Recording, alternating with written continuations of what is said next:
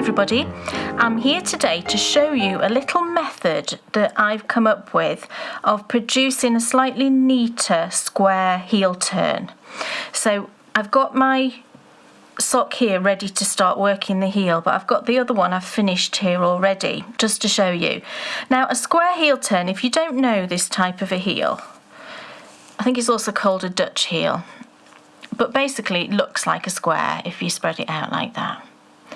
Now the issue I've found with this over the years is that if you look on this side here, where you've got your running sort of V stitches here, which are the slipped, yes, I mean they'll be the slipped ones, I find that next to it here I was getting a gap.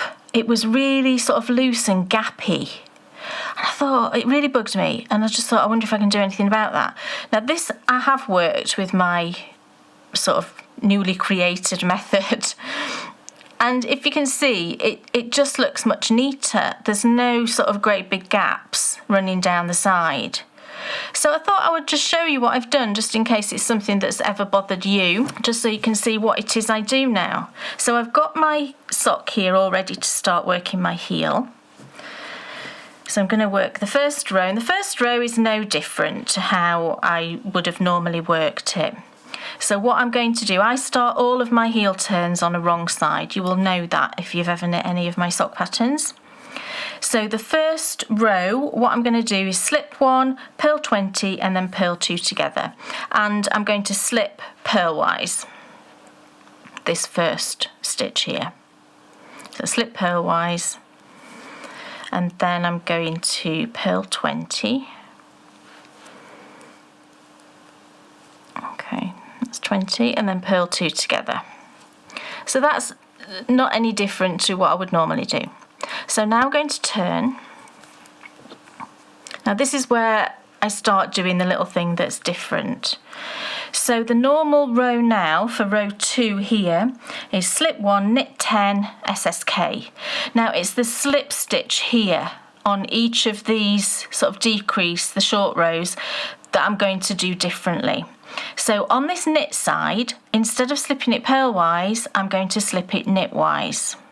So slip knitwise, give that a good tug, give your yarn a good tug, and then knit 10. And on the second knit stitch, again, give it a good tug. So 2, 3, 4, 5, 6, 7, 8, 9, 10.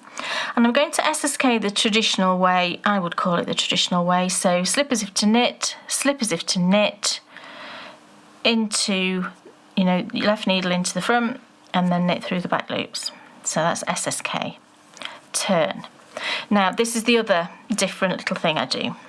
On the purl side, you would normally slip that purlwise. I'm going to slip it purlwise, but through the back loop. So all you do is you go into the back loop like that, purlwise, like that, and slip. And then again, give that a nice tug, and then purl 10.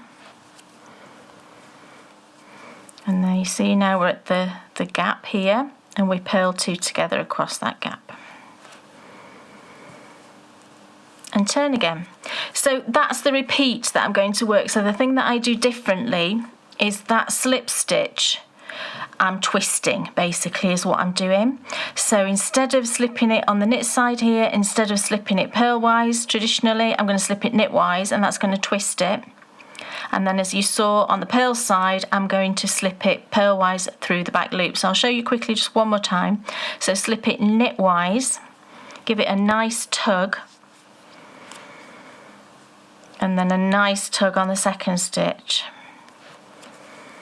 and then knit 10. If you lose count, you can always tell because you knit to 1 before the gap.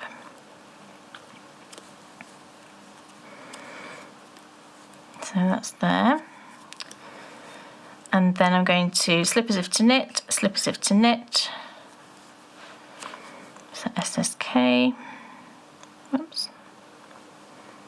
Turn. And then on the purl side, I'm slipping it through purlwise through the back loop. So instead of going front, go through the back, and that's going to twist it.